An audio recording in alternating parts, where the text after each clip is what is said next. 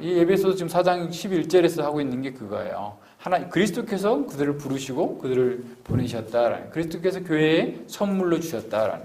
그러니까 누구든지 부름을 받아 파송을 받지 않는 이상 사실 설교자로 나서서는 안 됩니다. 그래서 우리는 교회에서 교회의 선택을 받아서 교회의 부름을 받지 않고 장로나 집사로 세워지는 것 또한 옳지 않다라는 것을 생각해야 됩니다. 자, 그럼 부름을 받는다라는 것은 어떤 의미고 어떻게 부르심을 받는 줄 알게 되는가라고 얘기했을 때 우리는 이제 일반적으로 내적 소명과 외적 소명을 따지게 됩니다. 그러니까 내적 소명이라는 것은 뭐냐면 복음을 전하는 데 생을 전체를 바치기를 소원하고 그 일에 집중하고자 하는 열망과 함께 그러한 자격을 갖추기 위해서 순탄하게 그 모든 것들이 열려야 되겠죠. 그러니까 예를 들어서 신학을 공부할 수 없는데 자기는 하고 싶다 해가지고 통신 과정을 한다거나, 그죠? 또 뭐 야간 과정에 이렇게 해가지고 대충 신학 공부하고 세상 일하고 병행하면서 목회로 하겠다고 나온 사람도 있어요. 제대로 준비가 되겠어요? 전혀 준비가 안 됩니다. 그렇게 해가지고는 되지도 않아요. 그러니까 뭐 대충 그냥 무자격자들을 양산하는 신학교들이 굉장히 많은데, 사실 하나님께서 부르셨다고 한다면 그렇게 공부할 수 있는 여건 또한 하나님께서 순탄하게 열어주실 거예요. 자, 그렇게 내적 소명이 있는 사람들을 이제 교회가 확인하는 것이 바로 외적 소명이에요. 자, 교회가 그런 사람들의 은사와 소명을 확인하고 또는 먼저 알아보고 그렇게 할 수 있도록 권면하는 것이 또한 외적 소명이죠. 그래서 교회의 질서를 따라서 모든 시험에 통과되고 교회의 청빙을 받아서 목사로 안수받는 것, 여기까지가 외적 소명이에요. 그러니까 그런 외적 소명이 없는 사람들이 나가서 이렇게 하면은 안 된다라는. 그래서 요새는 신학교에 가면 교회에 뭐 부르심 없이, 교회에 추천서도 없고 노예에 추천서도 없는데도 불구하고 신학교에서 이렇게 사람들을 막 받아요. 그러니까 이 문제가 큰 거죠. 그래서 그리스도의 내적 부르심은 이런 외적 부르심 안에서 확정됐을 경우에만 그것을 유효하게 받아들일 수 있는 것이죠. 사도행전 그 14장 23절에 보면 이렇게 장로들을 택하여 세웠다라고 했을 때 그 택한다라는 말이 손을 들어서 택한다라는 의미예요. 그렇기 때문에 이 교회가 참여하는 겁니다. 그래서 하나님께 그를 부르셨다 할지라도 외적으로 교회가 그걸 확증해 주는 거예요. 이런 면에서 교회의 참여, 이런 것들이 분명하게 있어야 된다라고 하는 사실을 보여주죠. 사도행전 6장에서도 구제할 7사람을 택할 때에도 교회가, 성도들이 함께 참여했음을 우리에게 보여주고 있는 것이죠. 그래서 목사의 내적 소명을 교회가 확인해주고 확증해 줌으로써 외적 소명으로서 인쳐주고 또 그를 지원해주고 또 함께 그 가르침을 따라가게 되는 것이죠. 그래서 교회의 주인이신 그리스도의 부르심을 분명히 있어야 된다라고. 두 번째로 목사의 직무를 생각해 보면 앞서 얘기한 것처럼 목사의 직무는 두 가지예요. 첫째는 말씀을 잘 가르쳐서 양떼를 풍족하게 먹일 뿐만 아니라 양떼에게 위험에 들지 않도록 지켜주는 겁니다. 그러니까 거짓 가르침, 잘못된 가르침들을 막아주는 그런 역할을 하는 것이죠. 그래서 말씀을 잘 전하고 성례를 집행하고 치리 장로와 함께 교회를 잘 다스리고 청소년들, 노인들을 잘 교육하는 그런 목자적 활동을 하는 것이죠. 이런 모든 직무들이 다 중요하지만 목사의 핵심 사역은 하나님의 말씀을 증거하는 것, 설교하고 가르치는 거예요. 그래서 그렇기 때문에 목사는 선지자 직분이라고 할 수 있는 거죠. 그래서 이런 면에서 이 가장 중요한 그 사역임에도 불구하고 목사들이 설교 준비를 안 해요. 그리고 그러니까 이제 설교가 좀 그렇죠.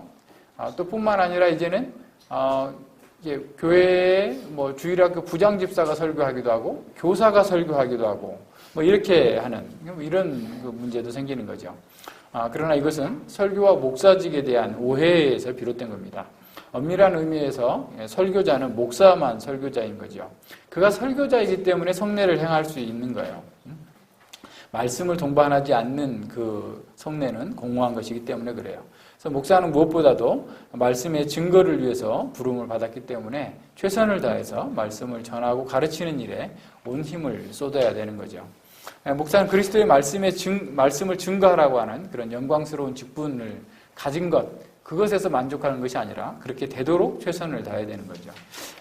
그래서 이런 걸 한번 생각해 볼 필요가 있어요. 참 그리스도는 정말 전능하신 하나님이신데 사람을 사용하지 않고 그냥 막바로 거듭나게 하고 교회를 다스릴 수 있는 방법은 없을까? 할 수 있어요. 그럼에도 불구하고 하나님께서는 연약한 인간의 섬김을 통해서 하나님의 교회를 세워가시기를 기뻐하신 겁니다. 여기에서 그리스도의 놀라운 자비와 그 은혜가 드러나는 것이죠. 하나님께서 세미한 음성으로 엘리야를 만나주신 것처럼 만약에 하나님께서 천둥과 번개와 같은 아주 강력한 능력으로 우리 가운데 임재하시면서 다스린다면 우리는 견디지 못할 그런 그 상황일 텐데 연약한 사람들을 부르셔서 하나님의 교회를 다스리고 또 교회를 돕도록 하신 것, 인간의 음성으로 찾아오시는 것, 이거 자체가 하나님의 자비하심이죠. 그러나 목사가 본질상 다른 사람보다 탁월한 사람은 아닙니다. 다른 사람들과 함께 다 흙에 속한 자고 죄인이고 다 별 가치 없는 그런 사람 속에 들어있는 사람이에요. 그러나 그가 그리스도의 부르심을 받았고 또 그의 구원의 말씀을 증거하도록 직분을 받았기 때문에 그의 특권과 영광이 있는 것이죠. 그래서 목사는 하나님의 말씀, 곧 하나님의 그리스도의 말씀을 이렇게 말하는 자로서 세움을 받았습니다.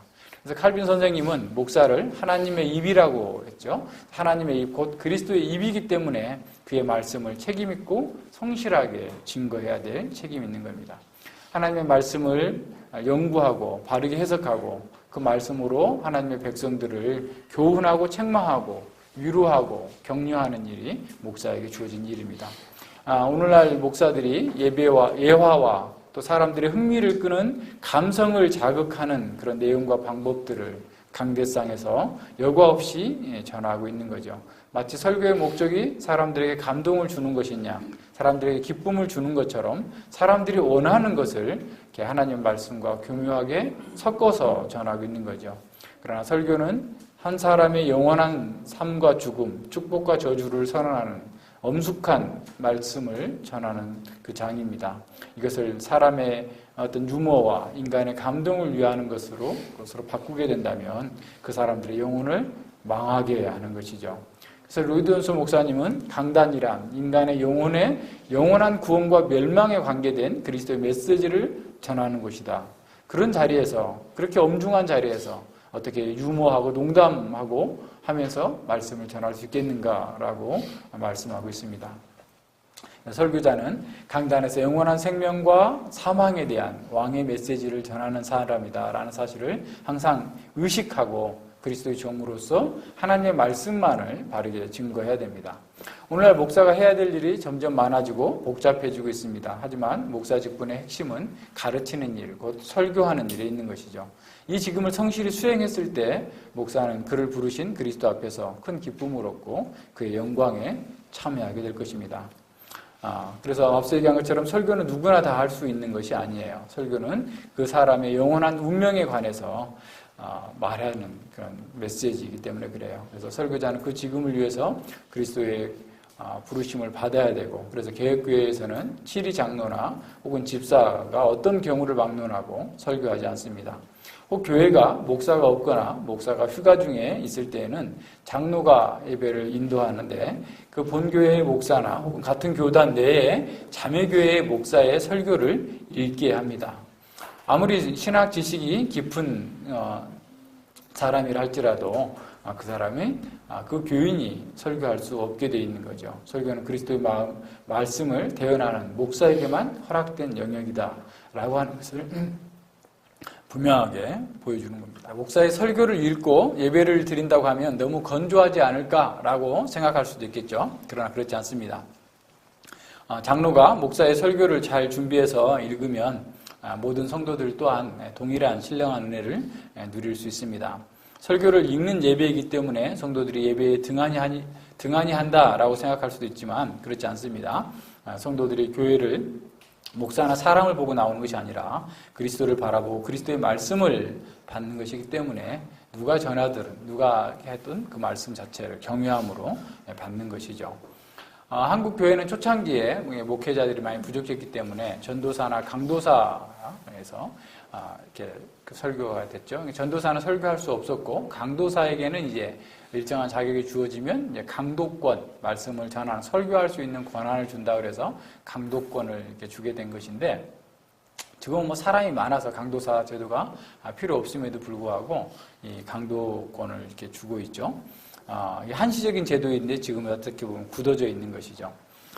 그래서 아무리 해박한 어떤 그 신학적 지식이나 또는 인간적인 능력이 탁월하다 할지라도, 탁월한 언어적 능력이 있다 할지라도 그리스도의 소명을 받지 않는 한 그 누구도 설교자로 세워서는 안 되는 거죠.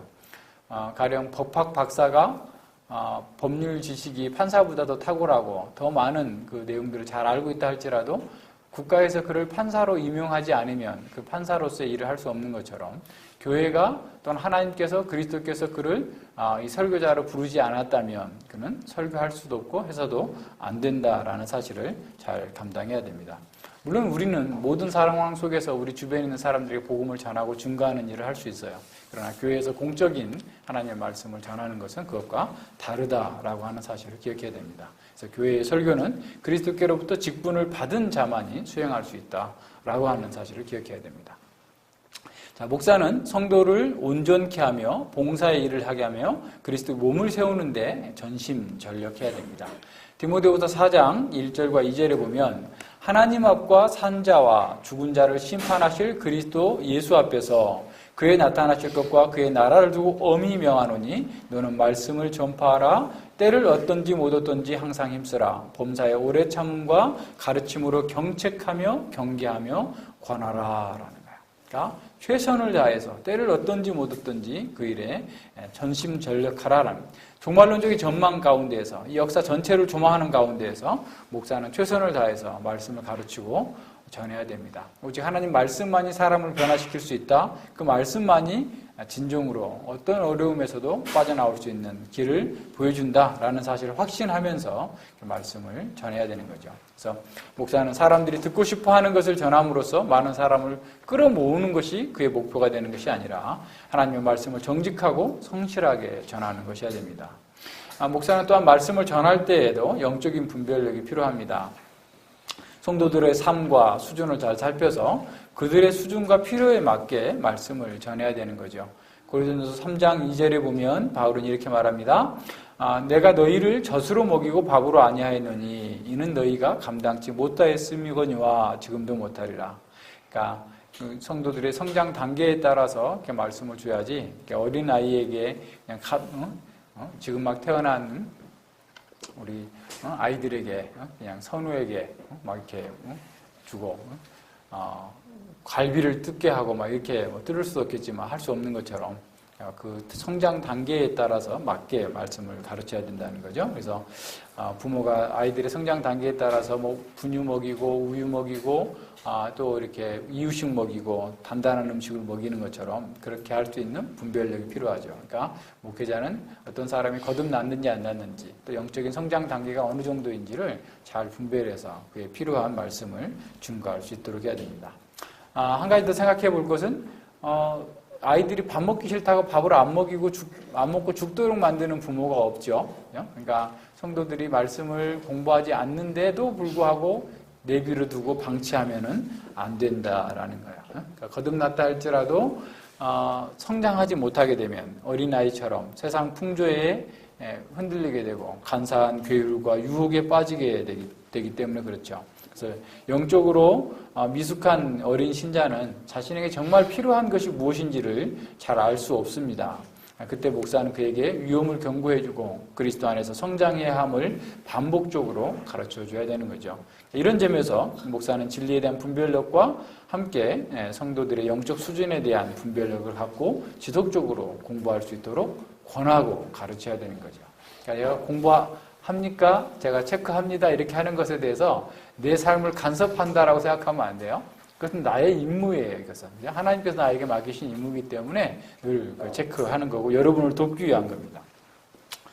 뿐만 아니라 목사는 자신의 생활과 삶에서 진리를 구현함으로써 모범을 보여야 됩니다. 그래서 디도서 2장 7절과 8절에서 이렇게 말씀하죠. 범사에 내 자신으로 선한 일에 본을 보여 교훈에 부패치 아니함과 경건함과 책망할 것이 없는 바른 말을 하게 하라. 이는 대적하는 자로 하여금 부끄러워 우리를 악하다 할 것이 없게 하려 함이라. 그러니까 디도 목사에게 범사에 내 자신으로 선한 일의 모범을 보여라. 그래서 그리스도의 진리가, 그리스도의 교훈이 부패하지 않고 경건하고 책망할 것이 없는 바른 것임을 사람들에게 드러내서 이렇게 비난거리가 되지 않도록 하라라는 겁니다. 그래서 목사는 말씀에 순종함으로 세상과 육신을 이기고 기쁨과 즐거움으로 주를 경외하는 모범적인 삶에서 날마다 성장해 가야 된다라는 겁니다. 또 디모데전서 4장 15절과 16절에서 이렇게 말씀하죠. 이 모든 일에 전심전력하여 너의 진보를 모든 사람에게 나타나게 하라. 내가 내 자신과 가르침을 삼가 이 일을 계속하라. 전심전력해서 네가 성장했다라는 것을 사람들이 알 수 있을 정도로 열심히 하라라는 거야. 이것을 행함으로 내 자신과 너에게 듣는 자, 너에게 맡겨진 그 회중들이 함께 구원을 받고 구원의 그 풍성함을 누리게 될 것이다 라고 말씀하고 있는 겁니다.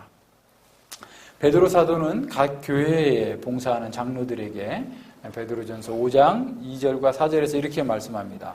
너희 중에 있는 하나님의 양무리를 취대 부득이함으로 하지 말고 오직 하나님의 뜻을 좇아 자원함으로 하며 더러운 일을 위하여 하지 말고 오직 즐거운 뜻으로 하며 맡기운 자들에게 주장하는 자세를 하지 말고 오직 양무리의 본이 되라. 그리하면 목자장이 나타나실 때에 시들지 아니하는 영광의 면류관을 얻으리라라는 거예요. 그러니까 그 직분을 수행하면서 자신의 이익과 자기 방식을 따라서 이렇게 하지 말고 하나님의 뜻에 따라서 정말 우리 그리스도께서 우리에게 보이신 그 모범을 따라서 즐거움으로 하고 성도들을 주장해서 자기 마음대로 성도들을 이용하고 이렇게 하지 말고 본이 되어서 이렇게 하라라는 거예요. 그러면 더 큰 목자장, 대목자장께서 오셔서 청지기 목자인 너희에게 상을 주시고 영광의 면류관을 주실 것이다 라는 말씀을 하는 거죠. 그래서 목자장에게 위임받은 청지기 목자들은 주님과 그분의 양떼에 대한 사랑과 소명에 신실하게 행해야 됩니다. 베드로는 장로들에게 이렇게 권면하면서 부활하신 주님께서 자신에게 직분을 회복하실 때 3번씩이나 내가 나를 사랑하느냐라고 확인하셨던 것을 기억했을 겁니다. 목사의 일이 쉽다고 한다면 그리스도의 사랑이 부족해도 그리스도에 대한 사랑이 부족해도 할 수 있었을 것입니다. 그러나 그 일은 힘들고 고단하기 때문에 자기 부정의 길을 가야 되기 때문에 3번씩이나 부인했던 베드로에게 내가 나를 사랑하느냐라고 반복해서 물으셨던 것이죠. 목사가 목자라는 표상은 우리에게 많은 것을 생각하게 합니다. 주님과 교회를 섬기는 목양을 감당하는 것은 그리스도께 대한 전적인 사랑으로 헌신할 때만 가능하다라는 것을 보여줍니다.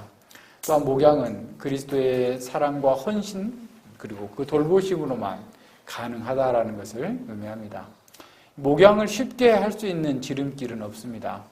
양무리가 모든 면에서 건실하게 서 나가게 하려면 참으로 힘든 수고를 떠맡아야 합니다. 양무리의 삶에서 목자가 간과해도 좋은 영역은 하나도 없습니다. 양들은 목자를 필요로 하고 목자가 없으면 양떼는 해를 당하기 쉽고 스스로 방해할 수 없는 그런 것이죠. 따라서 목자는 양떼를 인도하고 그들을 먹여야 합니다. 그래서 목자는 땅의 지형도를 잘 알고 있어야 돼요. 그래서 이제 우리 테마 기행에 보면 중앙아시아나 그런 데 보면 그게 참 도움이 많이 되는 것 같아요. 이렇게 목자가 여기서 한 달, 또 그 다음에는 또 저기서 2달, 뭐 이렇게 미리 다 알고 있으니까 그 지형을 알고 있어서 그렇게 이동하면서 움직여가면서 그 양에게 풀과 물을 먹일 수 있는 그런 자리를 해 나가는 것이죠. 그래서 어디에 좋은 목초지가 있는지, 어디에 물이 있는지 지형을 잘 알고 있는 것처럼 오늘날 목사는 하나님의 말씀을 친숙하게 알고 통찰할 수 있어야 되죠. 그렇게 해서 선한 목자께서 자기 양떼를 인도하시고 먹이시는 방편인 그 말씀들을 가지고 어떻게 회중을 먹이고 인도할 것인지를 잘 아는 사람이어야 됩니다. 또한 주님과 함께 목양하는 이 목사는 어디에 어떤 위험이 있는지를 잘 알고 미리 경고해주고 또 보호해야 되는 일을 하는 거죠. 또한 시련과 고난을 당하고 있는 그 성도들에게 그 고난을 말씀으로 잘 극복할 수 있도록 맞서서 승리할 수 있도록 준비시켜줘야 되는 겁니다. 우리를 해칠 수 있는 심각한 위험을 늘 살펴서 주의하고, 그래서 때로는 경고하고 때로는 필요하다면 징계도 해야 되는 거죠. 지난번에 그 테마기행에서 보니까 양떼를 기르는 그 목자들이 이렇게 나오는데, 양 우리가 비가 와가지고 젖었어요. 그러니까 양들이 그 비가 와 있는 그 젖은 상태에 가 있으면 애들이 잠을 못 자고, 그러니까 우리를 들어가지 못하고 우리에 넣지 못하고 밖에서 잠을 자는 거예요. 잠을 자는데 그때 여우들이나 짐승들이 공격할까 봐서 남자들은 다 나와가지고 이렇게 불침번을 쓰는 거예요. 그러니까 이제 아주 트럭이던데, 아주 오래된 트럭에 아들이 셋이고 아버지까지 4명이 나와가지고 교대로 트럭 안에서 그 바깥에 있는 들에 있는 그 양들을 이렇게 불침번을 서는 거죠. 그래야만 지키는 거죠. 밤새 그 추위에 떨면서 그 양들을 지키고 있는 그 목자들의 그런 모습을 생각해 본다면, 오늘날 정말 하나님께서 맡기신 그리스도의 피로 사신 양들을 위한 목자의 수고가 어떠해야 되는지를 이렇게 생각해 보게 됩니다. 그래서 이러한 목자의 목양의 짐은 사실 힘들고 무거운 그런 일들이죠. 따라서 주님과 그분의 양떼에 대한 진정한 사랑이 있는 사람이 그 일을 잘 감당할 수 있겠죠. 그러나 하나님을 사랑하는 것은, 요한이 지금 본 것처럼 요한일서 5장 3절에서 하나님을 사랑하는 것은 이것이니 우리가 그 계명을 지키는 것이라. 그의 계명들은 무거운 것이 아니야. 하나님을 사랑하면. 그러니까 목자가 이렇게 힘들고 무거운 짐들을 지고 있다고 할지라도 하나님을 사랑하면 그것이 무겁게 느껴지지 않는다 말이에요. 그러니까 하나님을 사랑하는 사람. 그래서 베드로에게 예수님께서 내가 나를 사랑하느냐, 내가 나를 사랑하느냐. 사랑해야만 주님의 양들을 칠 수 있는 사람이 된다는 거예요. 그러니까 무엇보다도 목자는 하나님을 사랑하는 사람이고 그리스도를 사랑하고 그리스도의 양들을 사랑하는 사람이어야 된다라는 것을 말씀해 주고 있는 거죠. 사랑은 힘들더라도 오히려 그것을 즐거움과 감사함으로 감당할 수 있기 때문에 그렇습니다. 그래서 목사는 자기를 의뢰하지 아니하고 주님의 능력을 의뢰하고 날마다 주님의 은혜와 자비를 구하면서 사역을 해야 되는 거죠. 따라서 성도들은 목사의 이런 직무를 이해하고 함께 협력해야 됩니다. 그래서 데살로니가전서 5장 12절과 13절에서 바울 사도는 이렇게 말하죠. 형제들아, 우리가 너희에게 구하노니 너희 가운데 수고하고 주 안에서 너희를 다스리며 권하는 자들을 너희가 알고, 그들이 뭘 하는 사람인지를 잘 알고 저의 역사로 말미암아 사랑 안에서 가장 귀히 여기며 너희끼리 서로 화목하라라는. 이런 가르침을 준 거죠. 그래서 우리는 목사가 누구이며 무엇을 하는 사람인지를 알아야 됩니다. 그래야 그 가르침에 따라서 성장할 수 있고 자신과 다른 성도들의 유익과 온전함을 증진시키고 교회 전체의 유익을 이렇게 드러낼 수 있고 교회적 사명을 잘 감당할 수 있게 만들기 때문에 그렇습니다. 그래서 너희를 인도하는 자들에게 순종하고 복종하라. 저희는 너희 영혼을 위하여 경성하기를 자기가 회개할 자인 것 같이 하느니라. 저희로 하여금 즐거움으로 이것을 하게 하고 근심으로 하게 말라. 그렇지 않으면 너희에게 유익이 없느니라. 그랬어요. 그러니까 함께 그 사역에 동참하고 또 같이 일을 해 나가라 라고 가르치는 거죠.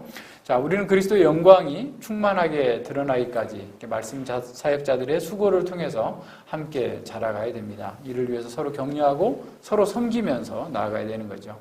바울 사도도 성도들이 온전케 되는 것을 위하여서 나도 내 속에서 능력으로 역사하시는 이의 역사를 따라 힘을 다하여 수고하였노라.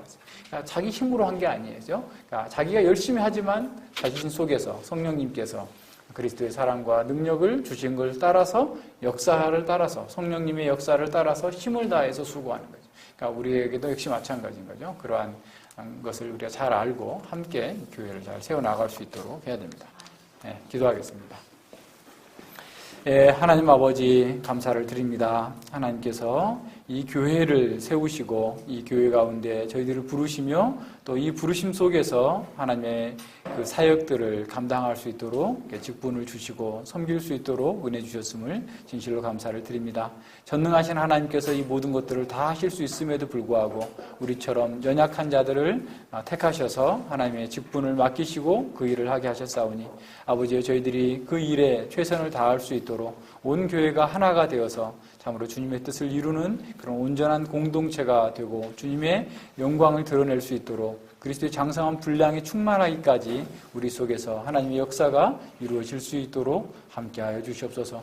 연약한 자들에게 은혜 주신 그 하나님께서 또 저희들을 연약한 자를 세우셔서 이렇게 말씀을 전하고 증거하게 하셨사오니 아버지의 더 큰 은혜를 더하여 주시되 하나님을 사랑하고 하나님의 일을 기뻐하며 즐거워하며 잘 감당할 수 있도록 모든 필요를 채워주시며 주의 능력의 장중에 붙들어 주시옵소서. 감사드리며 예수님 이름으로 기도드립니다. 아멘.